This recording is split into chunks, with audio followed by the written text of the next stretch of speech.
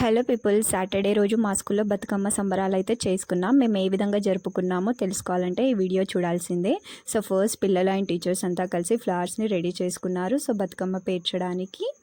And ఇక్కడ కనిపిస్తున్నది పెద్ద బతుకమ్మ, ఇది వెదురు బుట్టితో ఉంటుంది.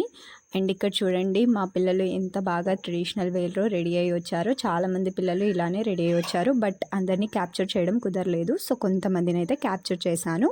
అండ్ ఫైనల్గా ఇక్కడ పెద్ద బతుకమ్మ అయితే హాఫ్ వరకు కంప్లీట్ అయిపోయింది. పక్కనే ఇంకా వేరే బతుకమ్మలను కూడా చేస్తున్నారు. మ్యాక్సిమం 9 బతుకమ్మలని చేశారనుకుంటా.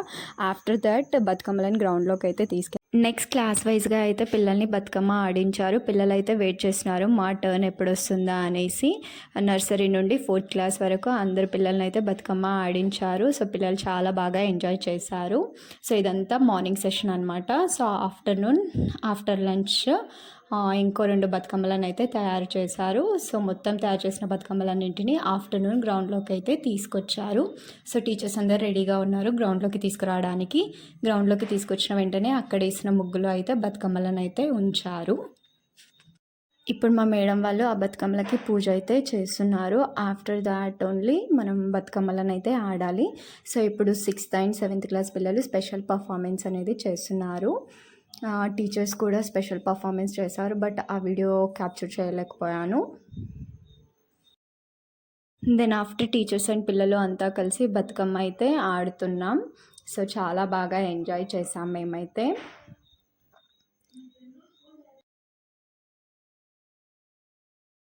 టీచర్స్ అంతా కలిసి కోలాటం అయితే ఆడుతున్నాము. మరి టీచర్స్ అంతా ఒక సైడ్ కోలాటం ఆడుతుంటే ఇంకొక సైడ్ పిల్లలు అదే సాంగ్కి బతుకమ్మ అయితే వేస్తున్నారు. సో ఈ విధంగా 5 o'clock వరకు చాలాసేపు బతుకమ్మ ఆడాము. బతుకమ్మ ఆడిన తర్వాత బతుకమ్మలను వాటర్లో వదిలేయాలి కాబట్టి చెరువు దగ్గరికి అయితే వచ్చేసాము బతుకమ్మలను తీసుకొని.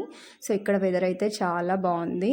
అండ్ చాలా స్కూల్స్ కూడా వచ్చాయి, వాళ్ళు కూడా సెలబ్రేట్ చేసుకుని ఉంటారు కాబట్టి వాటిని వాటర్లో వదిలేయడానికి, నీళ్ళలో వదిలేయడానికి ముందు మళ్ళీ ఇక్కడ పూజ అయితే చేస్తారు. సో మా టీచర్స్ వాళ్ళు అయితే పూజ చేస్తున్నారు.